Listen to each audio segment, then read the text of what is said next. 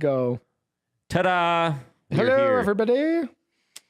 Welcome. Welcome.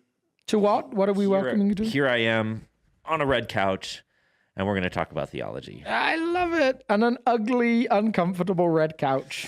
I'm trying to get used to it. If we got rid of the red couch, would we have to rebrand? If I got rid of the red couch, I would not have to go to the chiropractor anymore. Oh, I don't know. I believe you always need the chiropractor. I don't sit on the red couch and I still need the chiropractor. Well, I am for those watching a video, I'm dressed up a little bit. I got actual nice shoes on and pants on. I'm going to a fundraiser for Graceful Cafe, one of our partners tonight. Which is a blast. And you are teaching a seminar. So if you're watching live and want to come to a Creation Care seminar, we're going to talk about ecology and theology and creation care and politics. It'll be great. I love it. That's going to be so fun. I would be there if I weren't somewhere else. Yeah. I hear there's quite a few things going on tonight. So if you're one of the few people that doesn't feel like you have an invite tonight, you have one to Creation Care. That's right. Here in 6510. Yeah. Are you recording it? I think we're going to record it mostly so that John and I, who I'm partnering up with, John Hicks, and I can sort of just evaluate how we did, because it sounds like there was a decent amount of interest in the subject matter from some folks, and maybe not everyone got it on their calendar, so we might do it again in the future. That'd be so fun. And a day that I could come, hopefully. Maybe. We'll see. So, we're not here at this particular podcast, although he did suggest we start a podcast about it, or maybe he can make a guest appearance on this podcast about the subject. Just what you need, another thing to do. I was like, God, I actually really like doing podcasts, and it would be fun, but I ain't got no more time. You ain't got no more time. I barely have enough time for you, Alex, but I make sure that I am here.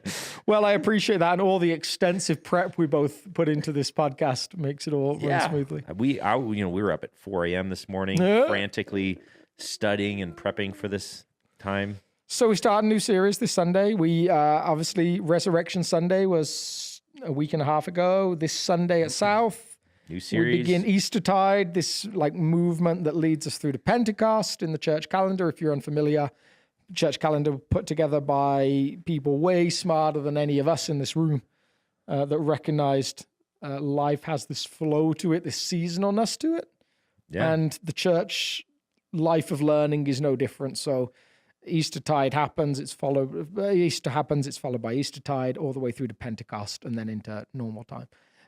So for this Eastertide, I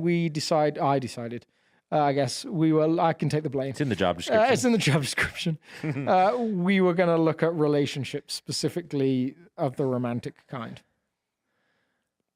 Yeah, which I mentioned that to someone. They're like, not all marriages have to be romantic. And I was like, oh, come on. You know what I mean? Like, it's a terminology. Yeah, it is a terminology. And there's moments in a marriage where you may not feel that at a given moment, but it's hopefully. And I guess the question is like, so what's the antonym for platonic? Yeah, that's a good question. So like whatever that is, like, because it feels to me like romantic is the antonym. Like, so, you have relationships that are platonic and you have relationships that are romantic. Now, I guess you could use sexual instead, but I know a whole bunch of people that would just have easily said, not all marriages have to be sexual. Like, I mean, it just like how do you describe this? You can't win with people. Marriage series. Like, sheesh. Non-platonic relationship series. But wait, my marriage is platonic. Oh my goodness. Nothing I can do with you. Yeah. I don't even remember who it was that said it. So you know why Jesus responds with that moment with his disciples, you foolish generation, how long must I put up with you? Oh man. Life of a pastor. Yeah, so you decided to do something sort of strange for a marriage series. And you kicked off this series by not talking about marriage. I guess it kind of talked about marriage. All right, in fairness. So if you weren't there, I'll give my semi-comical short version of the message. One of the proper and healthy biblical approaches to marriage is to just not do it. Yeah. Yeah. There you go. How's that? That's a good definition. Yeah, I like one that. of the biblical options is to just not be married. So what we did talk about like the tension with Make sure we actually have audio.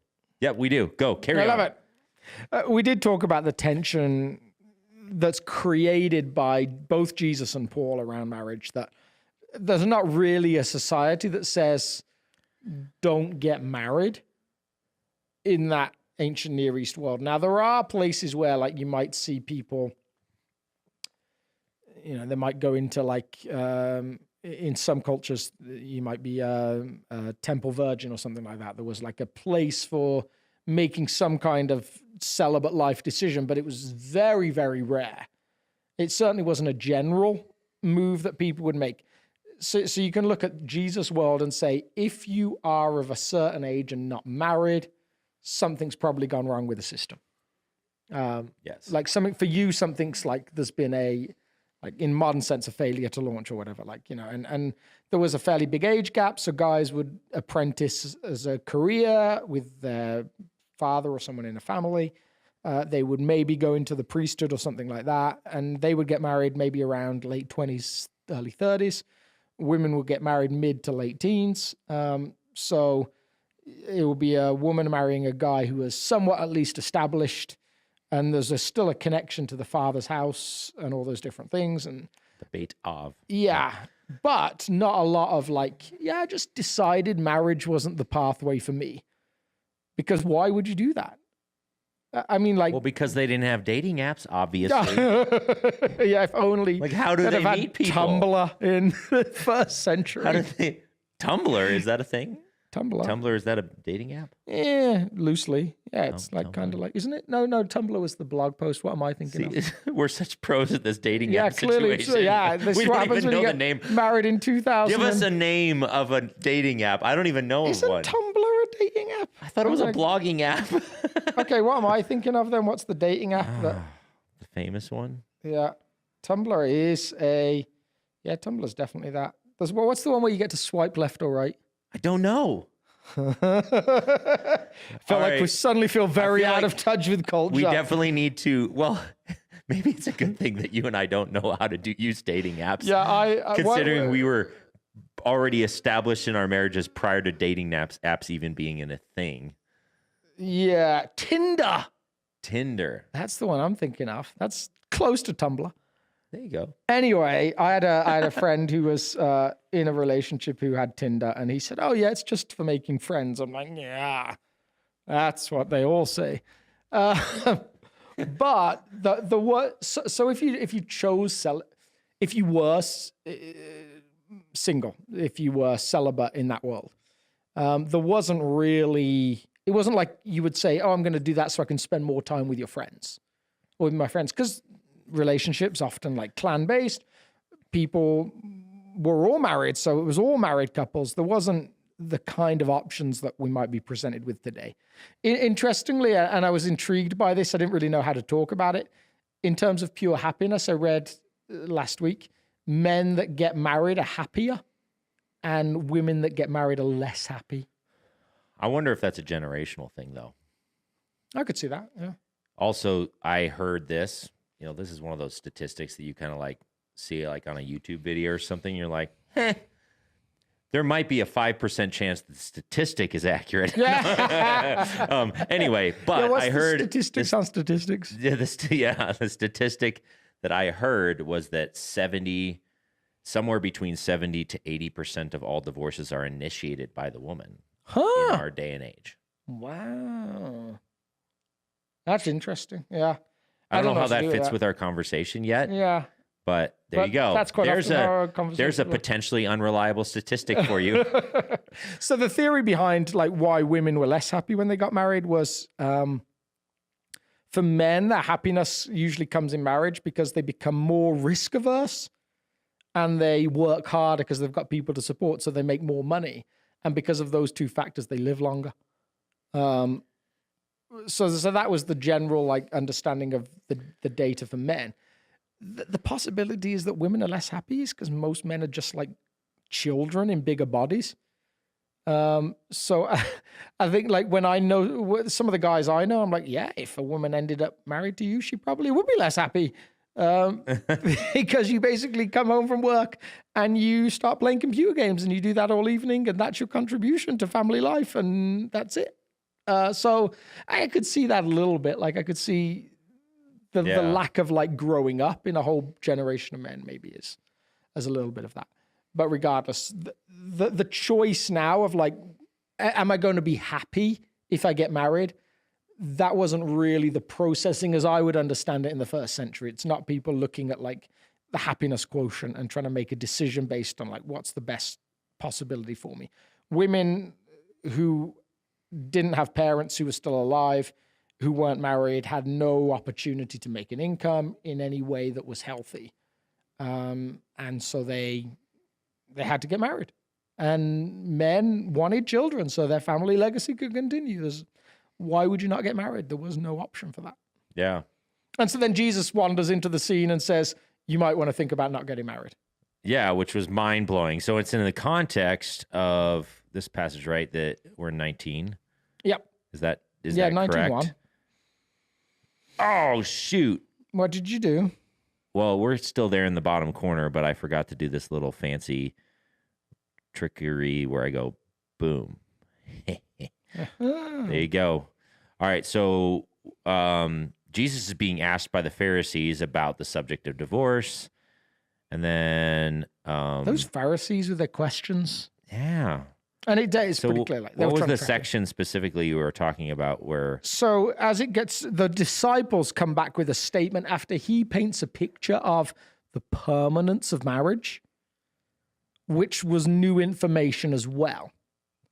So everyone had got fairly comfortably into this sense of like, yeah, if you don't want to be divorced, if you don't want to be married anymore as a guy, just send your wife a certificate of divorce. She can remarry, people know she's free, and you can go marry someone else. Yeah. That was culturally appropriate in the moment for a whole bunch of people. Yeah, but what's the piece where he says... So after Jesus says, no, God called two people together. They were supposed to stay together. Like, essentially, like paraphrasing him, marriage is for life. Let no one separate the people God has joined. The disciples then make this kind of statement question. Oh, that's so they this say, section so here. they say to him, well, if that's the case... Yeah, if this is the situation between a husband and a wife, it is better not to marry. Yeah. They're almost like, who would sign up for that kind of permanence? Like, who would sign up to a relationship with no opt-out moment? These are the founders of the early church. Like super pro-divorce. Yes. Super pro-personal freedom. Yeah. All right. And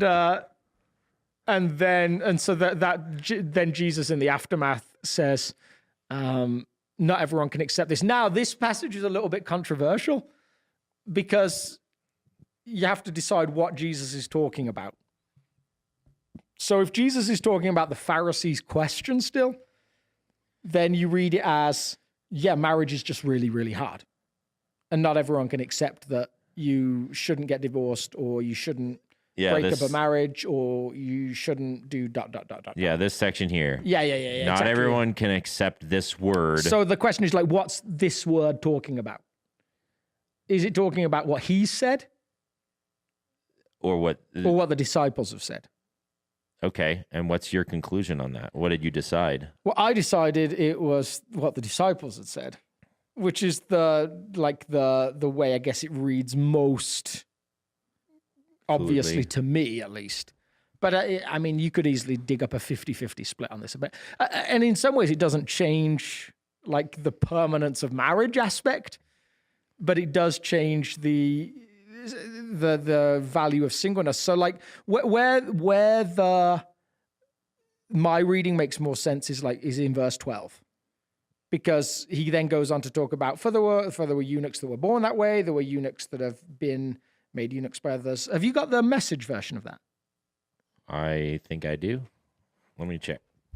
Because that, like, I think does a really good job of trying to give some kind of like non-eunuch language to the text. Yeah, whenever you read a passage like that, you always just happen to like catch the eye of some parent who's sat next to their 9-year-old who's like, What's a eunuch? Great, I have to go home and have a conversation about what a eunuch is. I don't actually in this software, but I could pull it up pretty quickly. No. I bet over I here. could pull it up quicker. So let me just All do right, it. fine. It's a Bible drill. Sword drills. Sword drill. This is where I realized like my Bible app on here isn't downloaded. All right. You're watching us do a sword drill right on the spot. Oh, I'm pretty close. No, I don't have the message either. The message. Matthew. Come on, root for me, people. I got it. Vote for... Oh! I'm so close. Well, I've got it on the screen. But Jesus said, not everyone is mature enough to live a married life. It requires certain aptitude and grace. Marriage isn't for everyone. Some from birth seemingly never give marriage a thought. Others never get asked or accepted. And some decide not to get married for kingdom reasons. But if you're capable of growing into the largeness of marriage, do it. Now, I think, like, I don't know if that's where he lands in my reading, like the very last part. I feel like he kind of paints both as equally good options. I don't think he says just do marriage if you can. The one who can accept this should accept it. Yeah. Huh. So anyway, like That's what the a NIV. fascinating passage, just like how its meaning changes depending on like a couple of Oh, words. that's tiny. All right. So we're gonna pause our podcast while we do a Bible study. No, I'm just joking. All right, I got to be careful. Like I'm about to bust out the Greek and start you got your studying. I'm seminary hat gonna on. double check Alex's work while on the podcast. Oh no, don't do that. Yeah. So, so you were basically saying that this was culturally, this is a shocking option. Yes. And then 2, it's not only just an option that Jesus presents as viable. It's like, this is okay, fine. You guys could be single. It's like, no, this is actually a potentially really kingdom beneficial option is singleness. Yeah.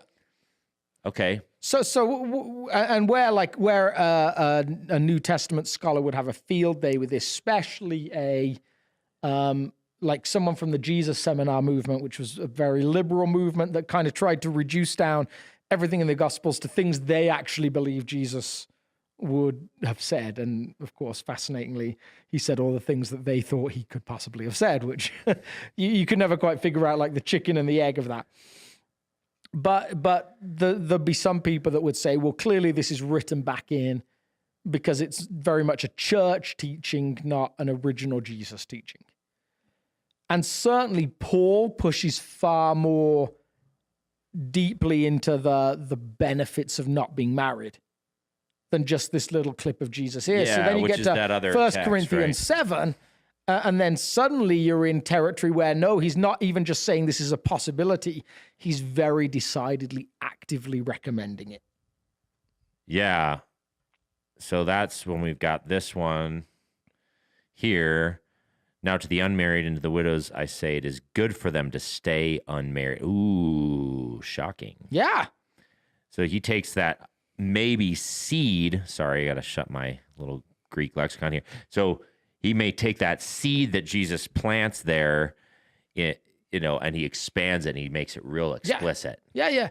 And so that like for us, like trying to read that in the 21st century, how do you live out that? Like, how do any large percentage of us live out that when from almost our earliest moments, we're told that almost everything revolves around finding someone to be married to or to be in relationship with? Like, you think of a movie that doesn't end with some kind of like two characters coming together. Even if that's not the way that it's like, even that isn't the central moment of the movie, like there's some element to it. Like, think about Independence Day, human race surviving against alien conquerors, and yet two people fall in love at the end of it. Well, yeah, that's because they've got to market to both demographics. Yeah, I guess so. But like the Lion King, about a lion coming back to take over his kingdom, yet he also falls in love at the same time. Exactly. Like, You've got to market to the romantic There's almost nothing that we're try and find a book that doesn't center around two characters like ending up together. Now that it might end up in tragedy, but they still came together at some point. Like almost everything that we read tells you that the central purpose of human beings is to find someone to be with in a non-platonic relationship or whatever we're calling it now. Yeah. Well, I don't know. I can totally see that in media and books, in literature, in storytelling. That's a pretty big chunk of like... Yeah, but societally, there's a whole wave of people saying, yeah, no, marriage is definitely not something. Oh, yeah, but only because like they've moved from... So one of the things that we have to appreciate is in the first century, singleness as the options that Paul and Jesus present is synonymous with celibacy and abstinence. Yes. So to be a healthy part of society, you can't say, yeah, I'm not getting married because I just want to sleep around. Like in the first century Jewish world, that gets you stoned. Like that gets you at least like rejected at the water gathering place, like the woman at the well. Like it just, I mean. Yeah, maybe for the woman. Yeah, but not necessarily for the guy, unfortunately. Yeah, but even the man, like he has no heirs. Yes, like totally. that's like a different motivator. Yeah, you are definitely you're definitely not categorized in the blessed community. Totally. So our view of like I don't want to get married so I can sleep with lots of people. While for most people they still hold on to I'd love a happily ever after. Yeah. Now, fascinatingly, like to nerd out on data a little bit more. Women who've only had one sexual partner or less when they get married are the least likely to get divorced. Women that have had between 2 and 4 sexual partners are the most likely to get divorced, more so than women who have had 5 or more sexual partners. And the only extrapolation that the writers could gather from the data is like the first person is someone who thinks that sex is very serious and very much centered around lifelong commitment. And so they go into it with that point of view. The group with between 2 and 4 partners are a group of people that have been in a relationship and said, no, I can leave this relationship for another relationship. And then the group with 5 or more are the sort of people that have said, no, I have no interest in getting married. And something has happened to them that's moved them out of their general pattern of behavior. Shockingly, probably surprisingly to them, one guy has stood out of the many and said, oh yeah, I'm going to marry this person. Which again, just fascinating, like nerd data moment. That is interesting. But yeah, that. What about for the guys? They didn't study it for the guys in the study that I read. And like, I'd love to know, but guys don't have brains. They don't. And there's a whole bunch of secular argument. And again, like coming from a biblical point of view, I don't agree with it, but there's a whole bunch of secular people that argue guys aren't made for monogamy. Yeah. Which again, like, yeah, if you want to go to like survival of the fittest or sort of an evolutionary perspective, you actually think that, a guy is actually biologically inclined to attempt to procreate with as many as possible. Yeah, just because the odds of survival of your species, your clan, whatever, are greater. But yes, so I would suggest we live in this world where everything tells you you're supposed to live happily ever after, and you're constantly waiting for that to happen. So why would you pick singleness today, I guess? Is the question I was trying to wrestle with, when clearly Jesus and Paul say it might be a really good option. Like percentage-wise, they don't give a percentage. Like the Bible's not interested in percentages. But you get like the feeling from Paul of like, yeah, like you should consider this. Like maybe it's 50-50, you're on the fence, and I'm going to nudge you towards the singleness, celibacy, abstinence side. And yeah, if you were to ask people in churches today, like maybe you might meet 1% at a stretch that would say, yeah, I feel like I have a call not to get married. And so what I was trying to wrestle with from like a church point of view for us is, what have we done that makes that so intolerable? Yeah, totally. Yeah, I mean, well, I think especially in the church, at least in modern times, and maybe this has been a pretty true thing for much of church history, it is still, maybe especially since the Reformation, it's just, a lot of people would say that the church is a place for married people. Yeah. And so if you're single, it feels a little bit uncomfortable. Yes, if you guys listening or watching didn't catch that, until the Reformation, the single people sat at the front of the church. They were the most able to be discipled. And the married people were the second-class citizens. They sat at the back. Yeah, where was that information from? You know, I'm going to have to dig it out. I can't remember. I can't remember where I get every piece of information. Well, because I was talking to someone about, they're like, I've never heard that. I want to look that up. And I was like, I don't know. So yeah, I've got it in my notes somewhere. Yeah. Sorry. Now we're exchanging, like, we did a Bible study. Now we're going to like pause the podcast and go do a little historical I feel like study. I should just have had it ready to quote. Oh man. So, all right. You said something though that I'm like, I'm a little unsure about. Like, obviously it doesn't say statistics. It doesn't say, I think that maybe there should be 50-50. He definitely says it's a totally viable option, but then he also says that if you have any burning with lust, that you should just get married. And I think statistically there, how many people are actually just not able to have that same sexual that's urge? fair. Yeah. And so, and then if you were to apply a statistic, you might be like, yeah, it could be up to 50-50, but it's probably going to be like 90-10. Or 80, that's fair. Yeah. Okay, so and I could come on board with that. I would still suggest we're not even at that in the church, and I think some of it is like, even if you're someone that say, I don't burn with passion, I feel like I can control this passion, I feel like I can make this choice. I think what we add to that in church today is that as a single person, you get left pretty isolated in the church world. Totally. Like there's that, like, you know, that moment. And we actually, TV shows have even pushed into this. Like you'll see, like maybe there's a group of 6 friends in a series, like in Friends. And 2 of them start dating each other, and then 2 of the others are already dating. And suddenly those 2 couples are like, oh yeah, we're just hanging out just as us couples. And there's the people on the fringe that are like, wait, what happened to me? And church is even more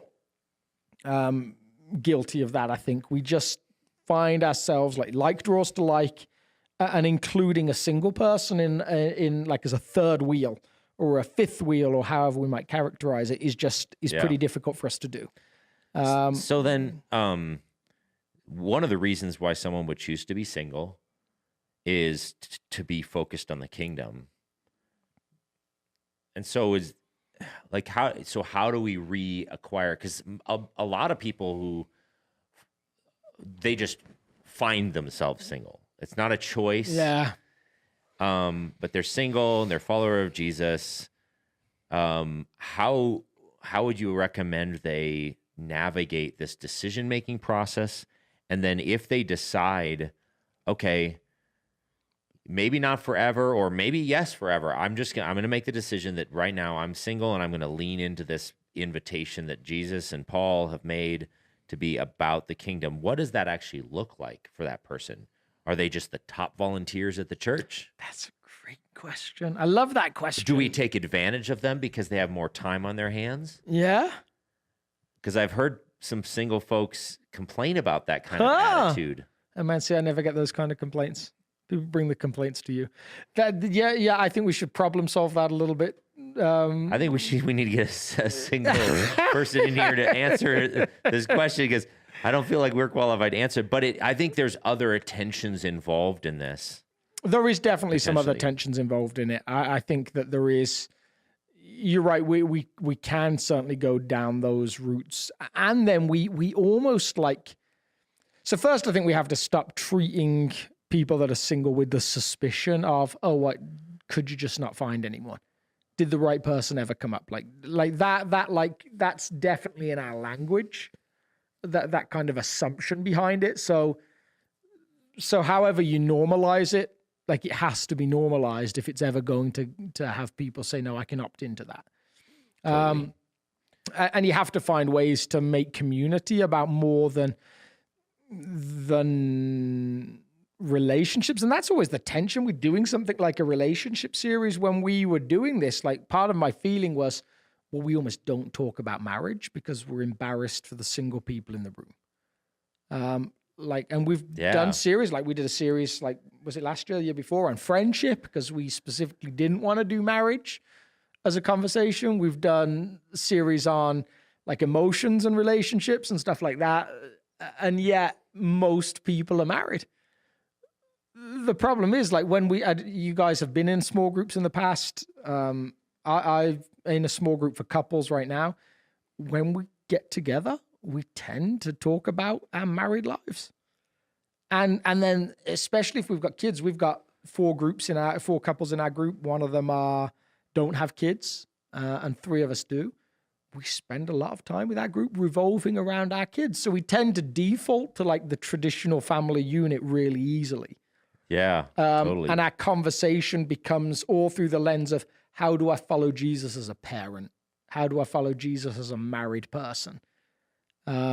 Without any sense of like, no, we're all actually just people following Jesus. And I don't know how you fix that. Yeah, so some of the invitation under the surface of your message was sort of like this invitation to, no, this is, both options can be God-honoring, kingdom advancing. We need to stop ostracizing one or the other. Because I've also had single folks kind of get a little bit ticked off that I could never hang out with them. Yeah. Because I have kids. Yeah. And a spouse to spend time with and invest in. And they're like, man, you're just like never available. And I'm like,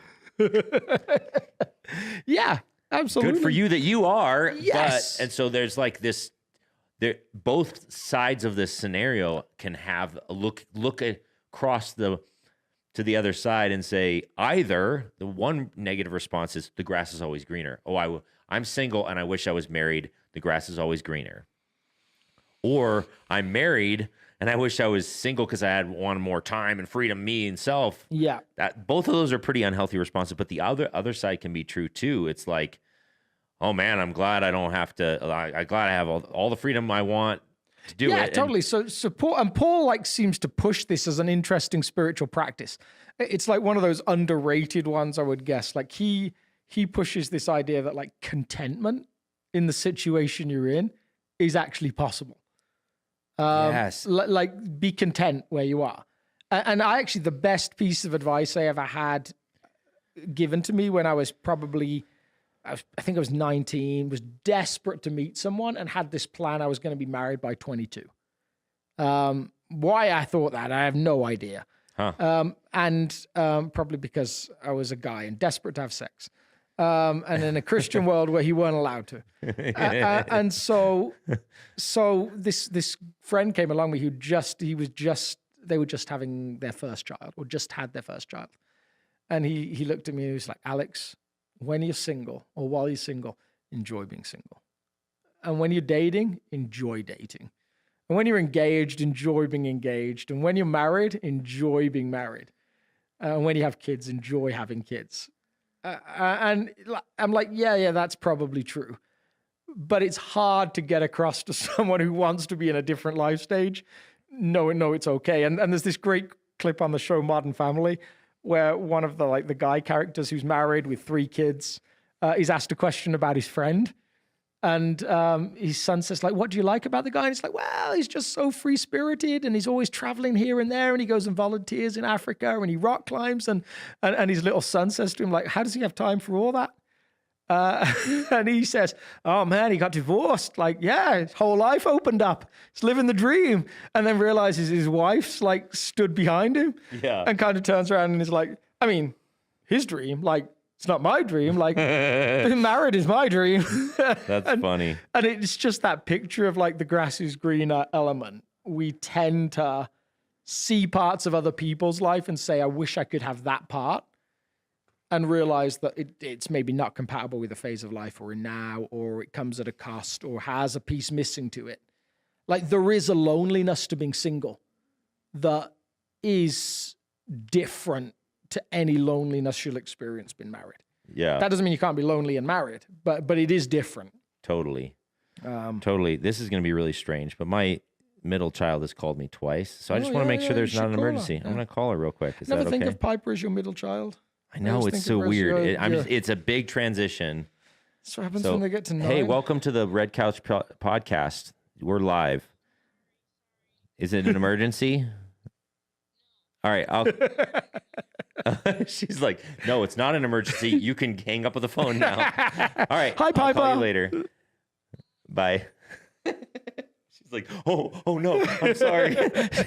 Oh no, I just unplugged my little gadget. Yeah. My youngest son has started to realize, like, I think he's realized I'm a bit scarier than his mother, even though I'm not like a particularly scary guy. But I do tend to, like, you know, when he does something wrong. And the other day I heard his mom found something, he'd done something that he shouldn't have done. And he was like, no, don't worry. We don't need to talk about this. It was just an accident. It was just an accident. It's like, no. Don't take it any further. What's that over there? That's. I was at first I was laughing because I was trying to think of you as scary, and then, Totally. and then To a 5-year-old, and then I'm I was huge. laughing because of his response, because that's so perfect.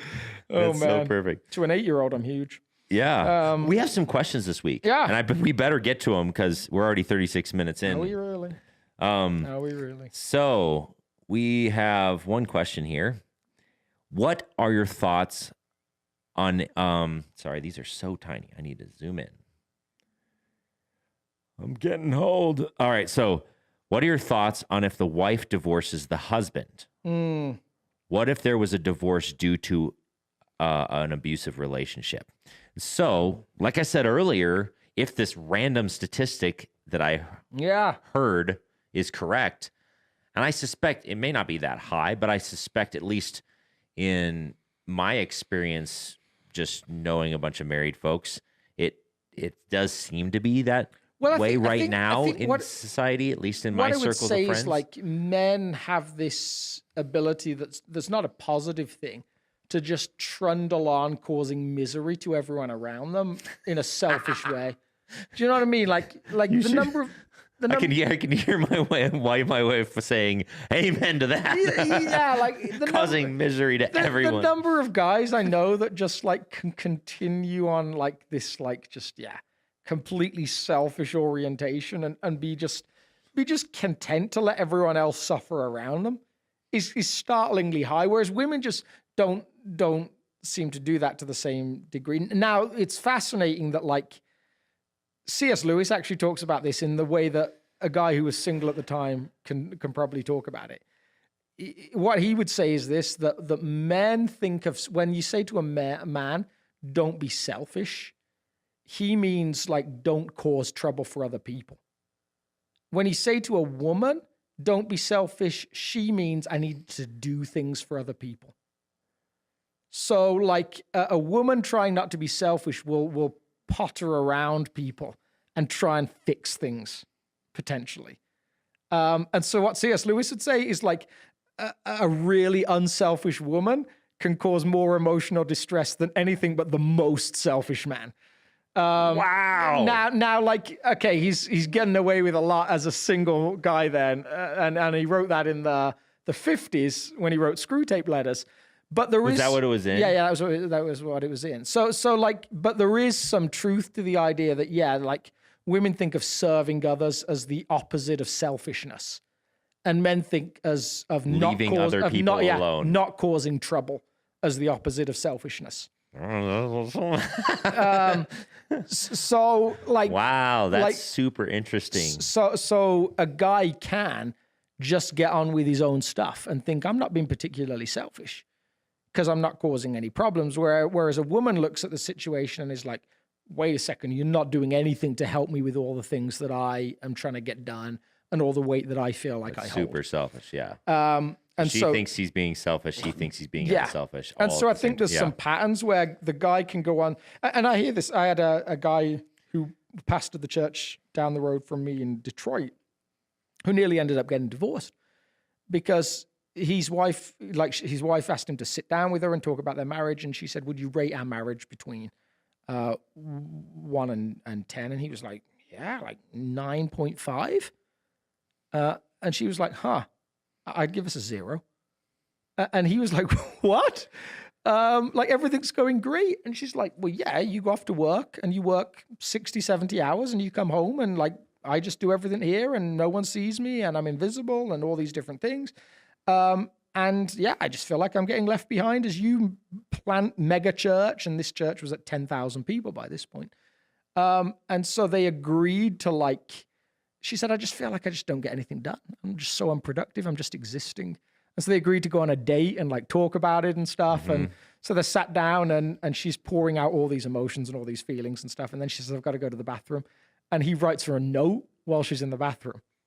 And she comes back and he hands it to her. And she said, I was expecting it to be this note of him telling me like how I did matter and how what I did mattered and how proud he was of me. And I opened it and it was a list of 10 ways I could be more productive with my day. And she said, she just stormed out the restaurant. And he said the scariest that she yelled back as she walked out, like, oh, and by the way, I know you think God told you to write that note, but that was not God speaking to you. And he said she was spot on. Like, I believed God had said, like, give her a list of ways she can be better about like being productive and stuff like that. Wow. And that just shows like some of those massive tensions between guys and girls and how they see the world and how they see what the other person needs. Yeah. And he could have carried on into infinity with the relationship as it was. And she was the one that was like, no, this isn't working. Yeah. And so, that would like getting land back at to that. this So that, yeah. question, what are your thoughts on if the wife divorces the husband? I mean, in Jesus's day, that would have been not even an option. No, powerless. No woman can divorce a man. And so we have to surmise some things. We have to make some like logical leaps from the text. Yeah. Because there isn't a one-to-one connection. Yeah, I mean, even if you think like if you wanted to get strict on the definition of adultery in the Old Testament and even in the Gospels, like a man only commits adultery when he has sex with somebody else's wife. Because it's a polygamous culture, he can be married to as many people as possible, and there's nothing anywhere that suggests that a man who goes and sleeps with someone who's not married has committed adultery. Now, it might be wrong for other reasons, but it certainly doesn't class in the same territory. So it gets very like, even when you think about the Old Testament, like, you know, do not cover another man's wife. Do not cover a woman that you're not married to. It's all about like that sense of, yeah. So there's almost a property element to it, which we're super uncomfortable with today. Yeah, and so like you have to take the teachings of Jesus and then apply them to our cultural expression, and with just frankly with the advancements in some sciences, when it comes to around just being a woman in our society, a lot of the barriers that a woman had to enter into society, enter into the workforce, enter into various different sorts of leadership, all these things it's been leveled in so many ways. So I think you'd have to make the argument that it's the same kind of standards in principle for divorce, whether you're a man or a woman. And it's interesting. Like I'm intrigued to see what you think about this, because this is still something like I'm processing, I think, in the midst of this series. It seems to me like a lot of the language around divorce in the Bible is around the leaving of a partner because of someone that you believe, to go with someone that you believe is better or preferable, or to move into a new relationship. Like, I don't think I see a lot that says, like, you can't get to a point where you say as a couple, this isn't working and we're both going to become celibate. Like, I'm not actually sure there's not anything that says that's not okay. Now, again, I could be wrong. That's still me processing pretty raw, like some of the exact words I'm reading, but I actually don't know if that's not a different thing in lots of ways. Yeah, I mean, there's a passage in Deuteronomy 25 that would hint that, like, to a woman, her husband leaves her for another relationship, she's supposed to remain celibate in hopes that he'll change his mind. Wow. And come back. Yeah. So anyway, that's getting a little bit into the weeds. Yeah. So here's what I want to maybe do to reframe this as a little bit of a. So there's two parts of this question. One is, what about if a wife divorces the husband? And then the second part is, what if there was a divorce due to an abusive relationship? I want to maybe counter both of those questions with a different sort of mindset. If your goal is to try and figure out what's the list of scenarios where it's okay and what's the list of scenarios where it's not okay, the scriptures are going to be really hard to go to get that really clear-cut black and white list. Under these exact situations, if they yell at you 7 times, the 8th time you're allowed to divorce them because that's verbal abuse or whatever. If that's just not the posture Scripture uses when it comes to marriage. The posture instead is, what does love demand? And divorce. Wives do divorce in our culture. They do, but the invitation for a wife is similar to the invitation for the husband, in the sense that this is a covenant relationship. And they're supposed to self-sacrificially love that person.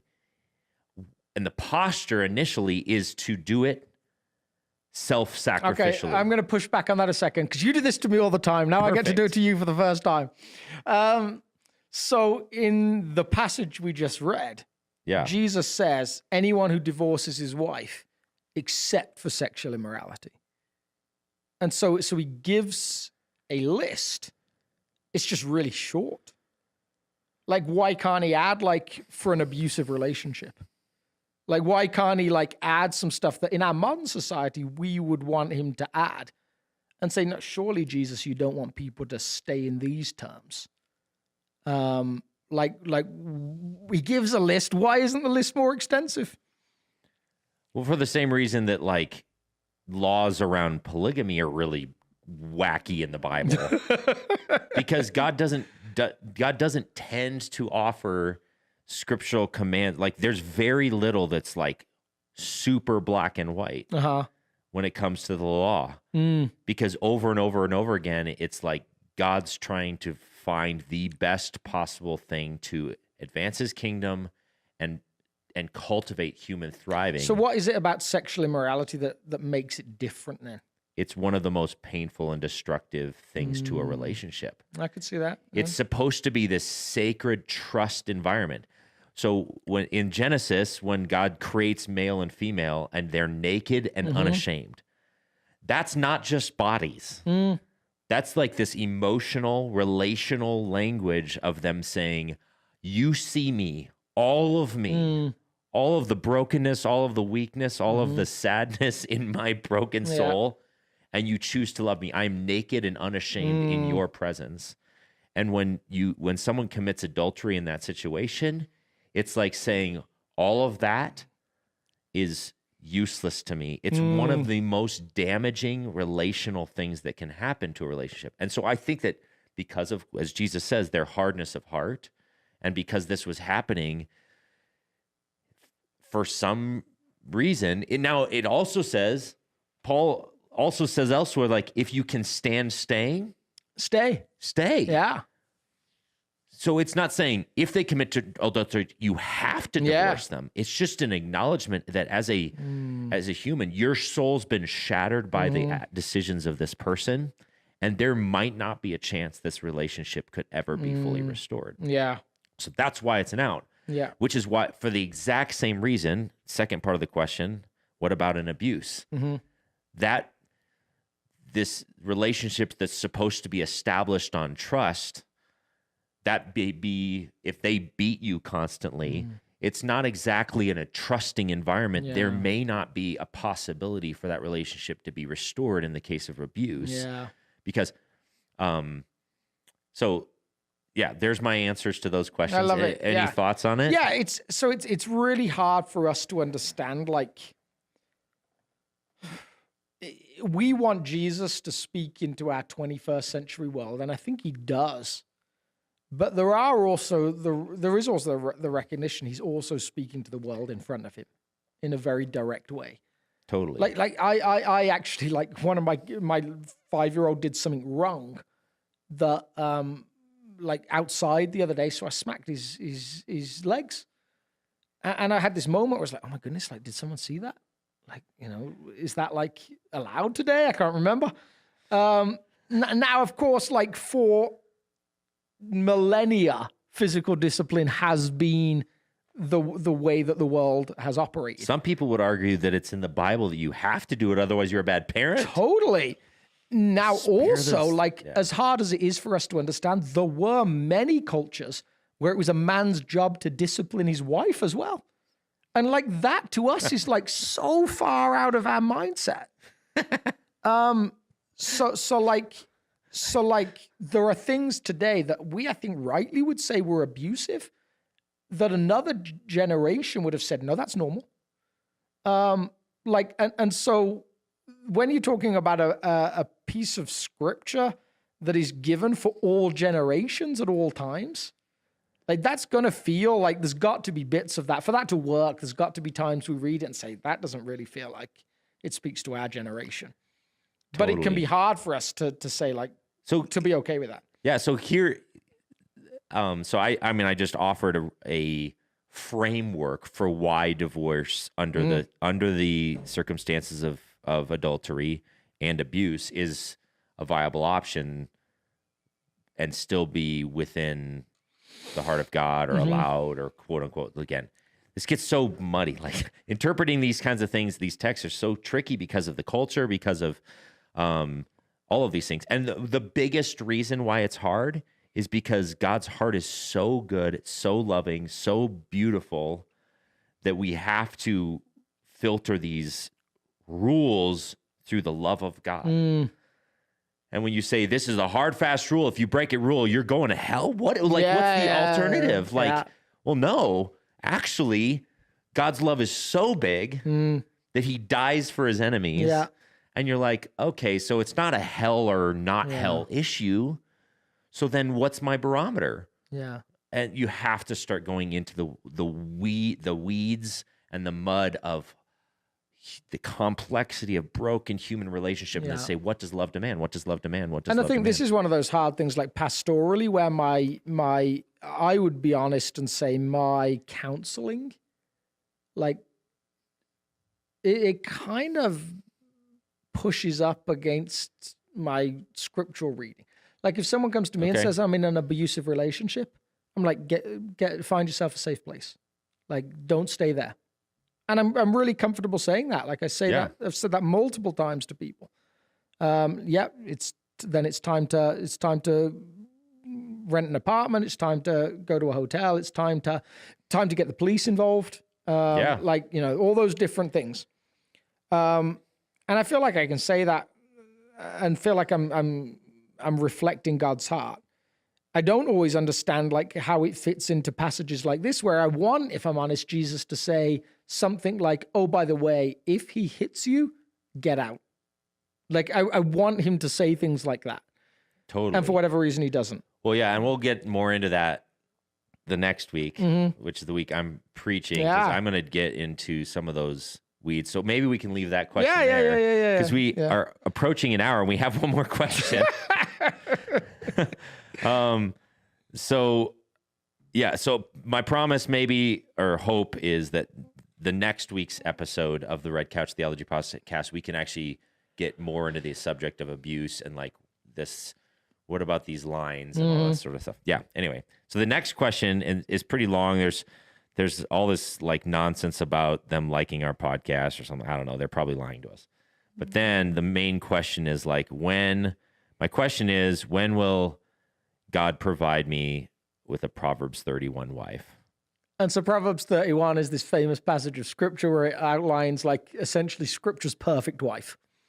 And it's got some interesting aspects to it, right? Because there's things that don't fit today's culture either. Like, if you find a Proverbs 31 woman, she's definitely in charge.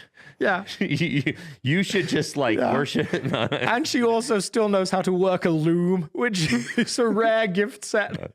I don't think that's on Tinder. Good old Proverbs 31 has crushed many a woman's soul. Yeah. Yeah. And actually, we can be honest and say for both men and women, the standard of, and we'll push into this in multiple weeks, I think in the next 5 weeks, there's multiple times where when you read scripture, you're like, oh, I am not the husband I should be. Like, we'll get to Ephesians chapter 5. Husbands, love your wives as Christ loves the church. And you like instantly, most guys in the room with any kind of self-perception want to bury their heads in the pillows. Like, you're like, oh, like, really? Can you not just add something about video games or something instead? How about husband loves your wives as fill in the blank, any other human loved their wife? I might be able to, but as Christ loved the church, you got to be kidding me. Yeah. So there's a lot of scripture that's demanding of us personally. And Proverbs 31, if you take that literally, I'm just going to read some snippets for a second, because I think, we need a good, at least some perception of what this talks about. Oh, where's my Bible app gone? Yeah, my wife's been looking for the gates of the city to sell her products for ages, and she just cannot find the gates of the city. Where are the gates of Denver?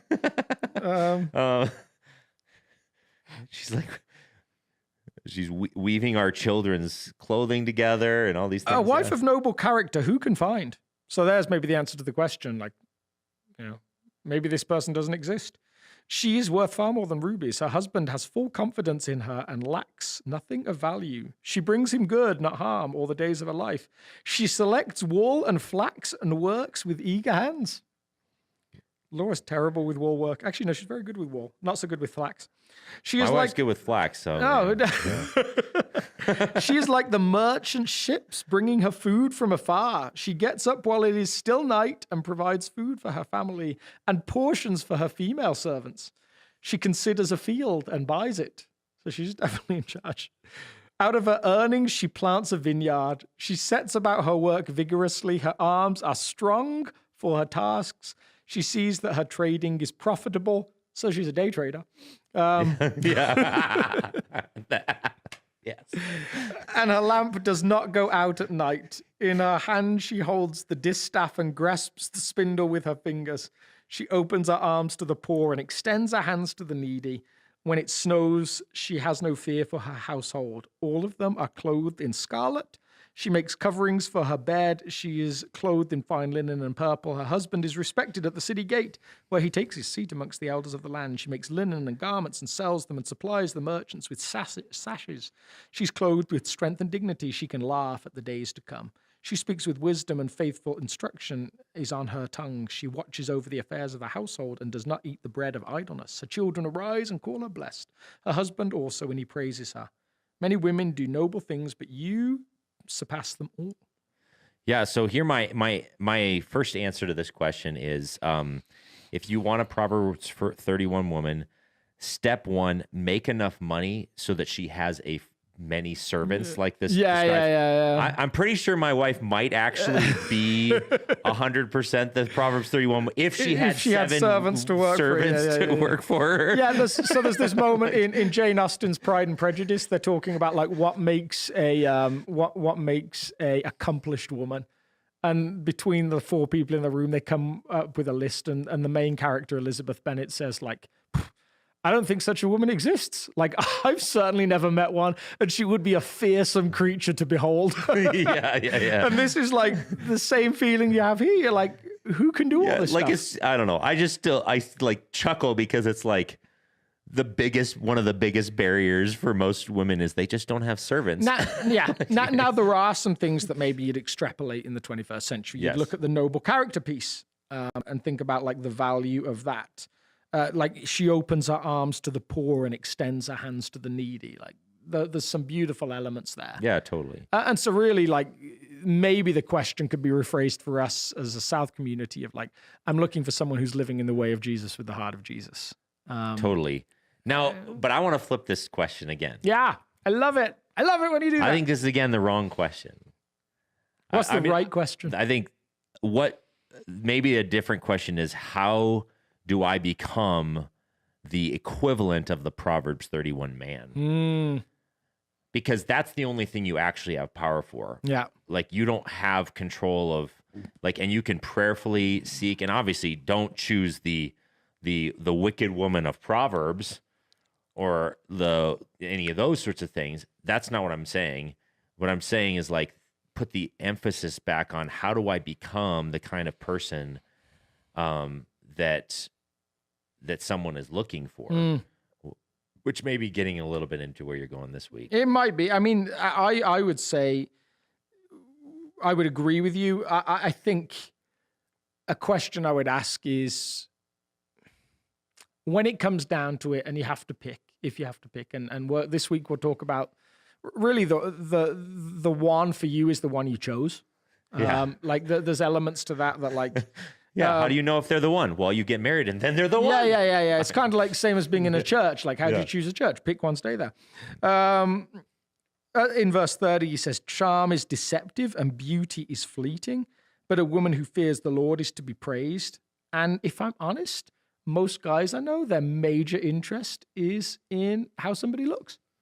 Yeah. So like there is an intentional, like, maybe you can never avoid that completely, but there is a recognition that, like, oh, it's not just as simple as that. I had a friend that was dating a girl, and my first red flags for the dating relationship was that he was always talking about, like, how attractive she was and these different qualities about her.